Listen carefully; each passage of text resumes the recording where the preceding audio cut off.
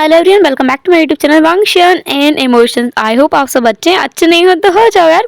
चलिए तो आज के पार्ट को बिना किसी बकवास के स्टार्ट करते हैं। और हाँ, मैं एक बात बता दूं कि आज का पार्ट हो सकता है थोड़ा सा शॉर्ट रहे। इसके लिए शिकायत मत करना, क्योंकि मेरे घर पे कोई नहीं है और मुझे पूरा काम करना पड़ा और इसके लिए मेरे पास टाइम बिल्कुल भी नहीं था। एंड मैंने जस्ट ऐसे करके मैनेज करके ये रात में रिकॉर्ड किया है और इसलिए इसकी अपडेट भी लेट है। खैर, अब मैं ज़्यादा बात नहीं करती हूँ, पार्ट को स्टार्ट करते हैं। लास्ट पार्ट हमने छोड़ा था जब वांग चीजिस ने विंग के सामने अपने कन्फेशन कर दिया था कि वो विंग से शादी करना चाहता है। विंग जो कि बहुत ज़्यादा घबराया हुआ था और डरा हुआ था। इसके अलावा उसे ऐसा लग रहा था जैसे वांग जी उसका मजाक बनाना चाहता है।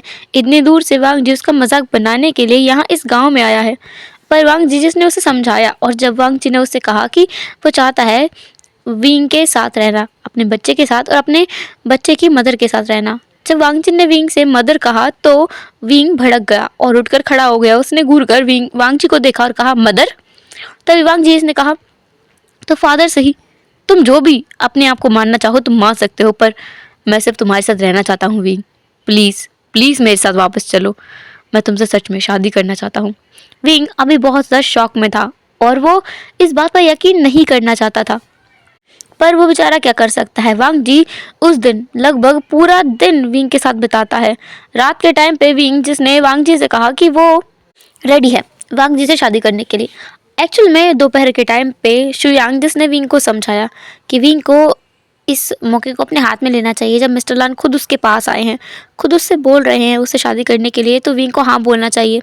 और वैसे भी क्या विंग नहीं देख पा रहा था कि शुयांग मेंग्याओ को कितना मिस कर रहा था? वो भी तो मेंग्याओ के साथ रहना चाहता है।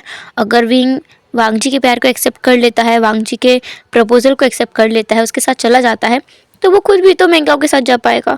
विंग सेल्फिश ना बने, विंग को जाना चाहिए वांगजी के साथ। विंग को ना ये चीज़ अच्छी नहीं लगी थी, क्योंकि कभी भी ना शुयांग ने ऐसा कुछ कहा नहीं था विंग से कि विंग को वो किसी और के लिए छोड़ना चाहता हो। विंग हमेशा से उसकी फर्स्ट प्रायोरिटी रहा है। ये पहली बार था जब उसने ऐसा कहा। विंग ने पूरे टाइम इस बारे में सोचा, तब उसे रियलाइज़ हुआ कि हाँ, ये बात तो सही है। शुयांग कहीं ना कहीं मेंग्याओ से प्यार करता है और विंग के अलावा उसकी ज़िंदगी में मेंग्याओ भी तो है। और ये कितनी बड़ी बात है कि वो मेंग्याओ को छोड़कर उसके साथ आ गया था। अभी जब उसकी ज़िंदगी उसे दूसरा मौका दे रही है, खुद की ज़िंदगी और शुयांग की ज़िंदगी को सुधारने का, तो विंग को इस मौके को हाथ से जाने नहीं देना चाहिए। और दूसरी बात, उसके बच्चे को भी तो हक है एक नॉर्मल ज़िंदगी बिताने का। और अगर वो मिस्टर लान की छत्रछाया में रहेगा तो कोई उसके ऊपर उंगली भी नहीं उठा पाएगा। और अगर मिस्टर लान बोल रहे हैं कि वो उसे शादी करना चाहते हैं, तो विंग को हाँ बोल देनी चाहिए। विंग जिसने वांग जी से हाँ तो कह दिया, लेकिन उसने कहा कि वो अपनी मैरिज को सीक्रेट रखेगा। और दूसरी चीज़, वो चाहता है कि उसके बच्चे को वांग जी पब्लिकली अपनाए, अपनी वाइफ के बारे में कुछ भी रिवील ना करे, लेकिन अपने बच्चे के बारे में सबको बताए। वांग जी तुरंत इस शर्त को मान लेता है। उसे फिलहाल बस विंग से शादी करनी थी, कैसे भी करके कुछ भी करके बस उसे शादी करनी है। इसके बाद वो लोग रात के समय ही निकल आए थे वापस अपने शहर आने के लिए। वो लोग रात में पहुंच भी गए थे वापस शहर में। वहाँ पर मेनहान में जो एक अपार्टमेंट है जहाँ पर मेंग्याओ रहता है, मेंग्याओ का वहाँ पे अपना एक अपार्टमेंट भी है, तो मेंग्याओ शुयांग को लेकर वहाँ चला गया था और वांग जी अपने पेंट हाउस में आ गया था। विंग को इतने दिनों के बाद हानगा ने देखा था, तो हानगा उसकी तरफ तुरंत आ गए थे। उन्होंने वांग जी को इस बार इग्नोर किया और विंग को तुरंत जाके गले लगाया और उससे पूछा, बेटा तुम ठीक तो हो ना? तुम इतने दिनों से गायब थे, तुम्हारा फ़ोन भी नहीं लग रहा था। विंग ने हानगा को बैकअप किया और कहा, मैं ठीक हूँ, मैं बिल्कुल ठीक हूँ, मुझे कुछ भी नहीं हुआ है, मैं बस थोड़ा सा परेशान था तो सब कुछ छोड़ के चला गया था। हानगा को पता था कि ये जो विंग और वांग जी का रिश्ता है उन्होंने बहुत पहले ख़त्म कर दिया था। और लेकिन वो बीच में विंग से बातें करते थे, मिलते थे, उससे कॉल पे बातें किया करते थे। उनका कांटेक्ट विंग से बना हुआ था, उन्होंने विंग को छोड़ा नहीं था। और कुछ टाइम से, कुछ हफ्तों से विंग का फ़ोन नॉट रीचेबल आ रहा है और विंग उन्हें कहीं भी मिल भी नहीं रहा। उन्होंने चुपके चुपके से जा कर के विंग के कॉलेज में भी पता करने की कोशिश की। उन्हें पता चला कि विंग जो वहाँ पर भी नहीं है, उसने अपनी पढ़ाई घर से करने के बारे में बोला है। वो थोड़ा घबरा गए थे कि पता नहीं क्या हो गया है, विंग घर से स्टडी क्यों कर रहा है, विंग कॉलेज भी नहीं आ रहा है, उनका कॉल भी नहीं उठा रहा है, उनका कॉल लग ही नहीं रहा है, विंग ठीक भी है या नहीं।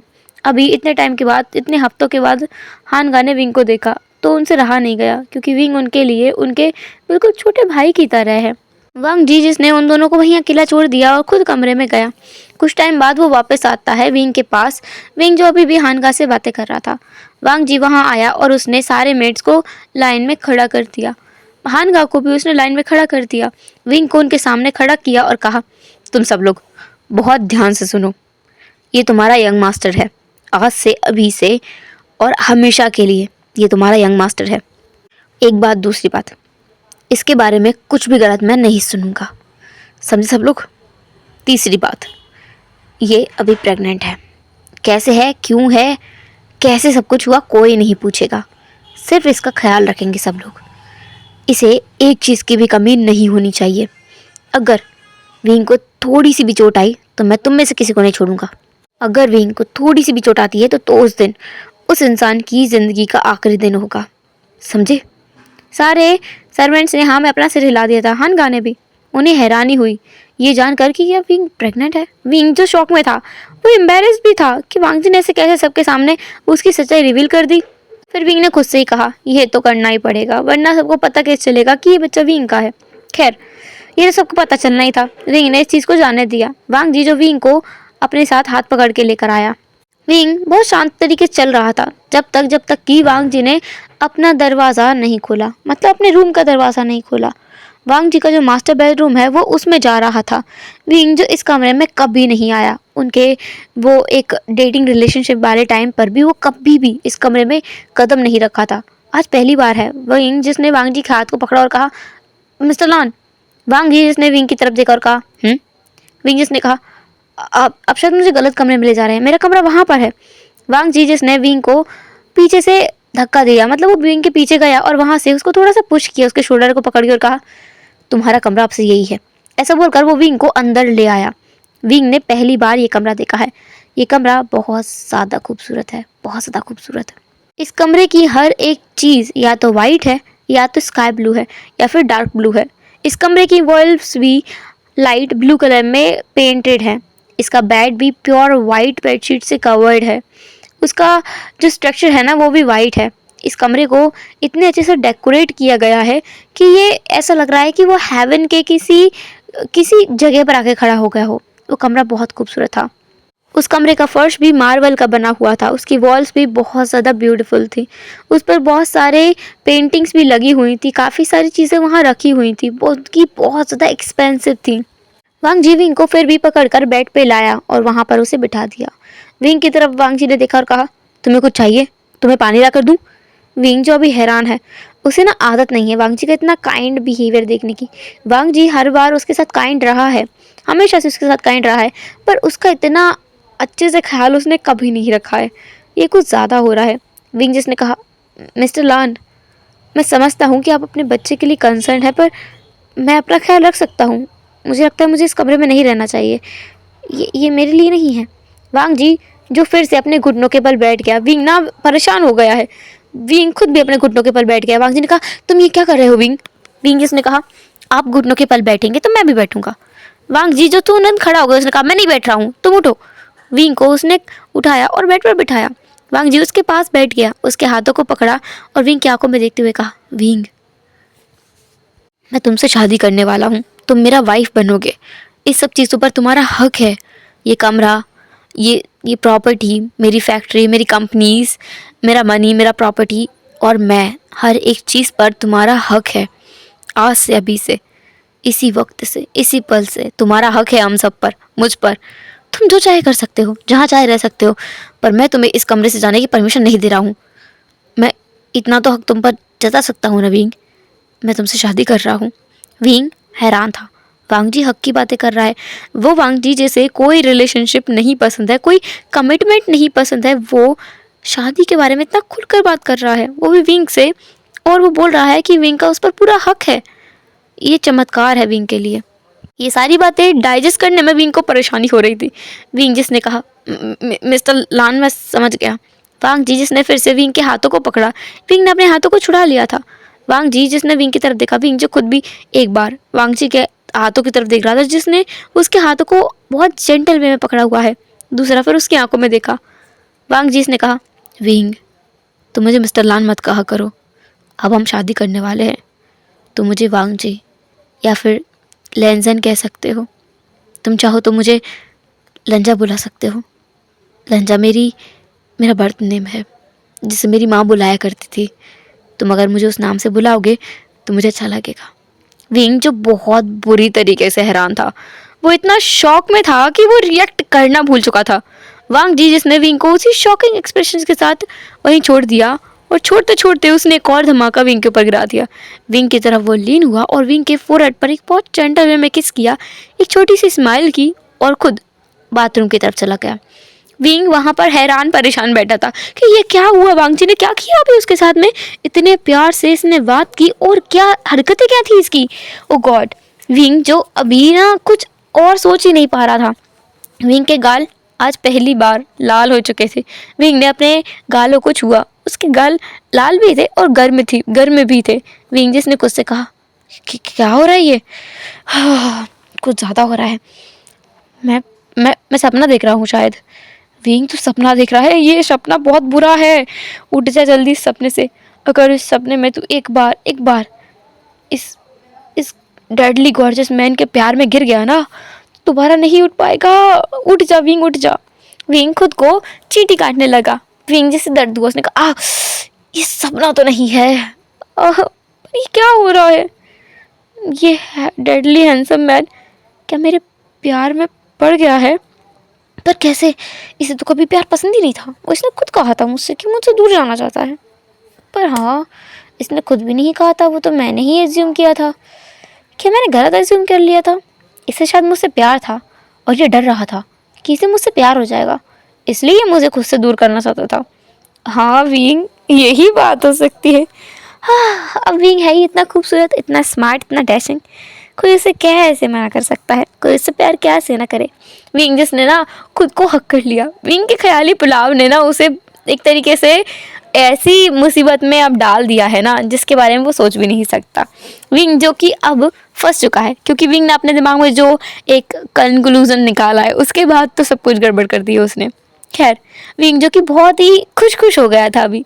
वांग जी थोड़ी देर में बाहर भी आया, उसने विंग को देखा जो अपने आप में मुस्कुरा रहा है। वांग जी को ये देखकर थोड़े रिलैक्स महसूस हुआ कि विंग थोड़ा खुश तो है। उसे लगा था विंग बहुत ज़्यादा गुस्सा करेगा या फिर ऐसा ना हो विंग उसके साथ रहने से मना कर दे। वांग जी को इस बात से डर लग रहा था। अभी वांग जी विंग के पास आया। वांग जी बहुत डरा सा था, सहमा सा था। वांग जी विंग के पास आया, उसने कहा विंग तुम ठीक हो ना? विंग जिसने आहिस्ता से मुड़कर वांग जी की तरफ देखा। विंग की स्माइल अभी भी गायब नहीं थी। उसने कहा हाँ, क्या पूछ रहे हो तुम? वांग जी ने कहा मैं पूछ रहा हूँ कि तुम ठीक हो ना? तुम्हें किस चीज़ की ज़रूरत है? वांग जी थोड़ा हकला रहा था और विंग को ये देखकर काफ़ी ज़्यादा हैरानी भी हो रही थी और उसे मज़ा भी आ रहा था कि वांग जी को उससे प्यार हो गया है। ओह, वांग जी ना डर रहा है कि विंग उसे रिजेक्ट ना कर दे, इसलिए वो इतना ज़्यादा सहमा सा है।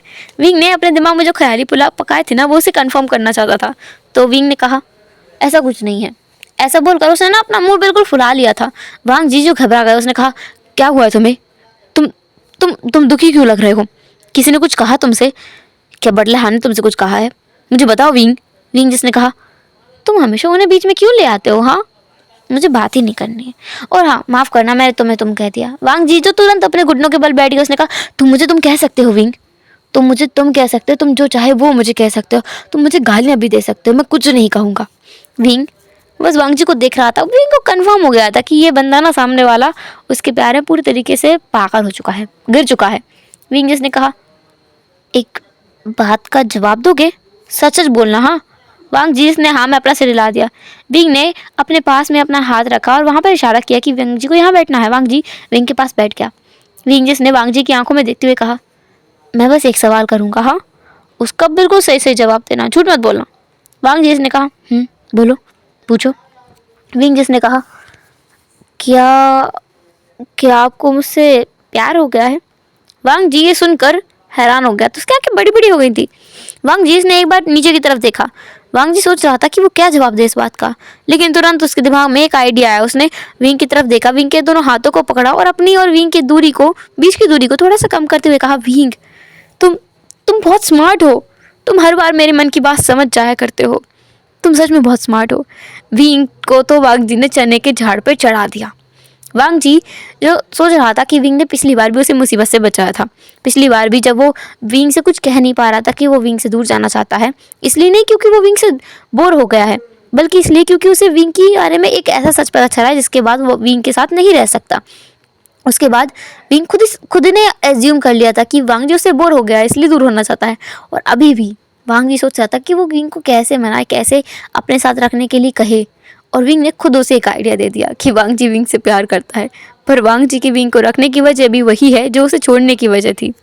खैर, विंग जो कि बेचारा हमारा बहुत भोला भाला सा इंसान है, जो फिर से उल्लू बन चुका है। वांग जी जिसने विंग ने विंग से कहा था ना कि विंग बहुत स्मार्ट है, तो विंग ने एकदम तितलियों की तरह हवा में उड़ने लगा था। उसके पेट में ऐसे मरोड़े उठ रहे थे कि वाह क्या बात है, विंग सच में बहुत स्मार्ट है, इंसान है। वो वांग जी की बातों को हमेशा समझ जाया करता है। उसने बहुत सही अंदाज़ा लगाया है कि वांग जी ने विंग को छोड़ा इसलिए था क्योंकि वांग जी को विंग से प्यार हो गया था, और पकड़ा भी इसलिए क्योंकि वांग जी को विंग से प्यार है। बेचारा हमारा भोला भोला विंग।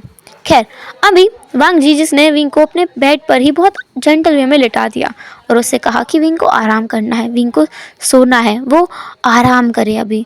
और वांग जी जो उसके पास ही रहेगा। वांग जी उसके पास लेट गया था और विंग को उसने अपनी तरफ किया। विंग का जो फेस है उसे अपने चेस्ट में रख लिया, उसका सिर अपने चेस्ट में रखा और उसे थपथपाने लगा। विंग को बहुत अच्छा महसूस हो रहा था, उसे एक वार्मथ मिल रही थी। इस वार्मथ को उसने बहुत मिस किया है। ये अटैचमेंट ही सही, पर यह अटैचमेंट भी उसके लिए बहुत मायने रखता है। ऐसा कह सकते हैं कि ये प्यार से बस थोड़ा सा कम है। अगर विंग कुछ दिन और वांग जी के साथ रहता तो शायद वो उसके प्यार में गिर जाता, लेकिन अब विंग को डर नहीं है। अगर वो सच में वांग जी से प्यार करने भी लगे तो इस बात का उसे कोई डर नहीं है, क्योंकि वांग जी अच्छा इंसान है और वो उससे शादी भी करना चाहता है। और दूसरी बात, वांग जी पहले उसके प्यार में गिरा है, तो अगर दूसरी बार विंग गिर जाता है उसके प्यार में तो कोई बुरी चीज़ नहीं होगी। विंग इस बार सेफ रहेगा। विंग ने ये सोचा और वांग जी को हक कर लिया। दूसरी तरफ वांग जी जिसकी आंखें खुली हुई थी, वांग जी की आंखों में अभी एक चमक महसूस हो रही थी। उसे ना ऐसा लग रहा था कि उसकी प्रॉब्लम सॉल्व हो गई है। वांग जी जो काफ़ी खुश भी नज़र आ रहा था और सेटिस्फाइड भी नज़र आ रहा था, साथ ही साथ उसके फेस पर थोड़ी सी चिंता भी नज़र आ रही थी। अब वो चिंता किस बात की है ये तो वांग जी ही जाने। खैर, अभी यहाँ से हम सीन शिफ्ट करके देखते हैं नेक्स्ट मॉर्निंग का।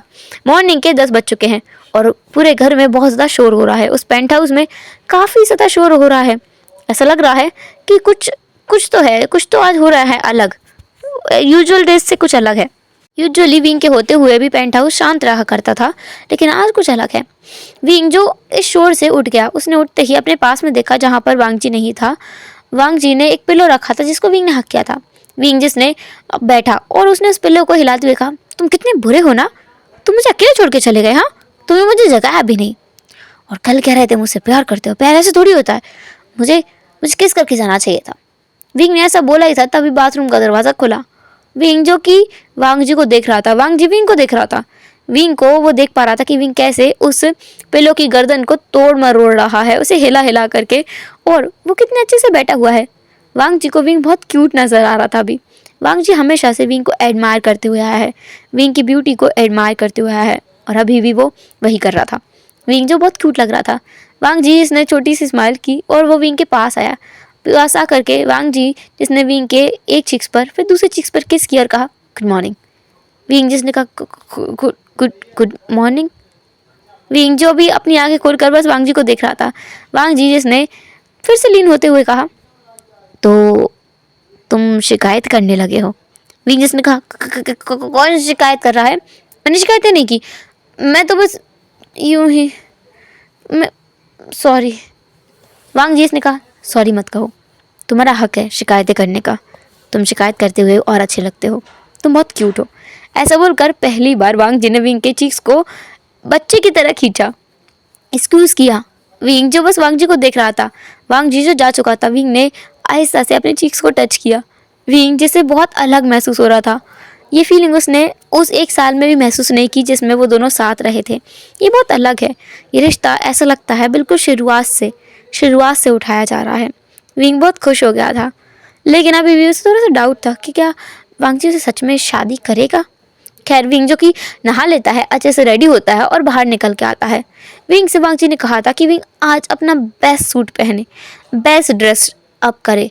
वांग जी ने विंग के लिए एक ब्लैक कलर का सूट वहाँ पर रख दिया था और उससे कहा था कि विंग को यही पहन कर आना है। विंग जो वो सिर्फ बहुत कैजुअल वे में पहन आया था, वो उसमें अच्छा भी दिख रहा था।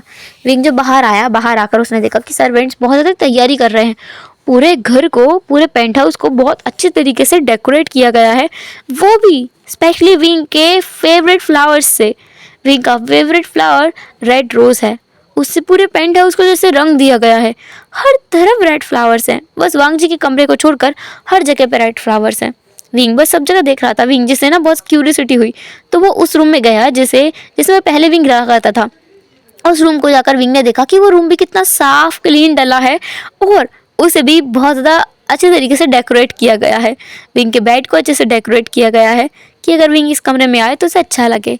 विंग जिसने मुस्कुराया कि ये तो बहुत अच्छा है, वांग जी कितना अच्छा है ना, एक दिन में ही कितना कुछ कर दिया। विंग जो कि अब बाहर आया, वांग जी उसका वेट कर रहा था। वांग जी जिसने जैसे ही विंग को देखा ना, वो खड़ा हो गया और विंग भी खड़ा रह गया। वांग जी जो विंग की तरफ आया, उसने विंग के लिए चेयर पुल आउट की। विंग जो देख रहा था वांग जी को, लेकिन विंग जो कि एक जेंटल स्माइल के साथ उस चेयर पर बैठ गया। विंग ने कल रात को खुद को समझाया था कि उसे वांग जी के स्वीट बिहेवियर की आदत डालनी होगी। उसे वांग जी और भी झटके देगा, जैसे विंग को मुस्कुराते हुए झेलना होगा, और यह मुस्कान उसी का नतीजा दी।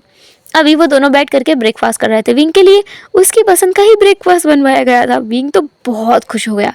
आज खाने में काफ़ी कुछ तीखा भी है और मीठा भी है।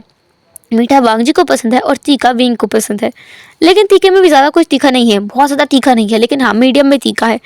विंग जब वांग जी के साथ रहा करता था तो विंग को वांग जी की तरह ब्रेकफास्ट करना होता था।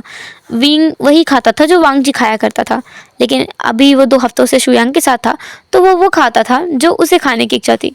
अभी जो उसके मन में चल रहा था वही वांग जी ने बनवा दिया था। विंग बहुत खुश हो गया था। तो वो दोनों ब्रेकफास्ट करते हैं। इसके बाद वांग जी विंग को अपने साथ जाने के लिए कहता है। विंग बिना किसी सवाल के वांग जी के साथ चल देता है।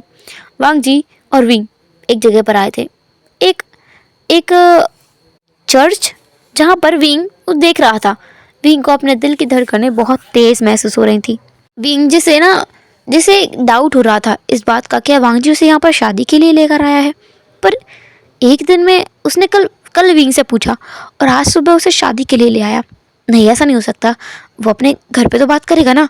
विंग को जहाँ तक पता है कि वांग जी का एक ब्रदर है, तो वो करेगा ना। और वांग जी ने उसे बताया कि उसका ब्रदर मैरिड भी है, तो उसका वाइफ भी होगा, उसके भाई की वाइफ होगी, तो उन दोनों को बताएगा तो सही वांग जी। पर उसे नहीं बताया तो क्या वांग जी अपने घर वालों को बिना बताए विंग से शादी करेगा? शायद इसलिए क्योंकि विंग ने उसे प्राइवेट रखने के लिए कहा था उनकी मैरिज को। विंग ना, उसको दिमाग तो खराब हुए जा रहा था। विंग जिसने खुद से कहा कि जो होगा देखा जाएगा, फिलहाल उसे स्ट्रेस नहीं लेना है। उसे डॉक्टर ने साफ साफ कहा है कि विंग को स्ट्रेस नहीं लेना है। विंग जो कि अब वांग जी के साथ जा रहा था। वांग जी जो उतरा कार से और फिर विंग के लिए दरवाज़ा खोला। विंग को अपने हाथ पकड़ के उतारा और विंग का हाथ पकड़ते हुए उसे चर्च के अंदर ले गया। विंग जब चर्च के अंदर गया तो वहाँ पर उसे कुछ जाने पहचाने चेहरे नजर आए। पहला चेहरा था शुयांग का, उसके पास में खड़ा है मेंग्याओ। ये दो चेहरे वो पहचानता है। फिर एक प्रीस्ट था जो कि देखकर ही लगता है कि वो प्रीस्ट है, जिसे विंग नहीं जानता। दूसरी जगह वहाँ पर एक लड़का और एक लड़की भी खड़े थे। उस एक लड़की को विंग जानता है। विंग ने इस व्यक्ति का फेस वांग जी के फोटो एल्बम में, उसके घर में और इंटरनेट पर भी देखा है। ये लान सिचन है। उसके साथ में एक वुमन है जिसके बारे में विंग नहीं जानता है।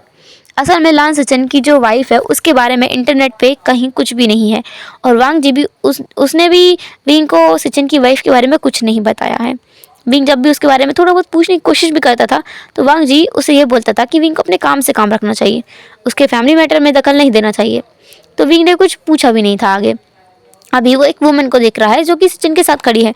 विंग अंदाजा लगा रहा था कि ये वुमन सिचन की वाइफ होगी। वांग जी जिसने अभी भी विंग का हाथ पकड़ा हुआ था, वो विंग को तुरंत प्रीस्ट के सामने ले जाकर खड़ा कर देता है और प्रीस्ट से कहता है शुरू कीजिए। विंग को उसने बताया तक नहीं था कि वो सच में शादी कर रहे हैं। विंग अभी भी सोच रहा था कि सच में शादी कर रहे हैं। विंग ने कंफर्म करने के लिए पूछा, मिस्टर लान, क्या हम सच में शादी कर रहे हैं? वांग जी जिसने विंग की तरफ घूर कर देखा, उसने कहा, तुम्हें कोई डाउट है विंग? मुझे मिस्टर लान मत कहो, तुम मुझे लेंजन कहो या लंजा कहो। और हाँ, हम शादी कर रहे हैं। अभी शादी पे कंसंट्रेट करो।